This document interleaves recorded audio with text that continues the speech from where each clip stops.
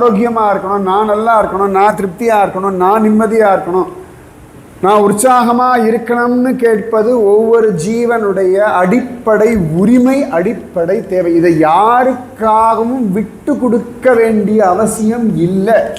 கணவனுக்காகவோ மனைவிக்காகவோ குழந்தைகளுக்காகவோ பந்துக்களுக்காகவோ யாருக்காக, இது ஒரு தனி மனித உரிமை. இது விட்டு கொடுக்க வேண்டிய அவசியமே கிடையாது. எந்த காலத்திலையும் எந்த நேரத்திலையும் எந்த விஷயத்திற்காகவும் விட்டு கொடுக்க வேண்டிய அவசியம் இல்லை. அவசரம் அவ்வளோ தெளிவாக இருக்கா? அவள் விட்டு கொடுக்கறதே இல்லை பாருங்க.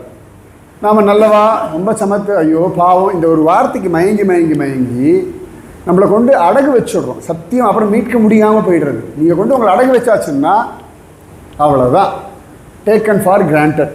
அது பிள்ளையாக இருக்கட்டும், பொண்ணாக இருக்கட்டும், கணவனாக இருக்கட்டும், மனைவியாக இருக்கட்டும், பந்துவாக இருக்கட்டும், அடகு வச்சுட்டேன்னா கஷ்டம். சுவாமிகிட்ட அடகு வைக்கலாம், ஏன்னு கேட்டால் நம்மளை மிஸ்யூஸ் பண்ண போகிறது இல்லை.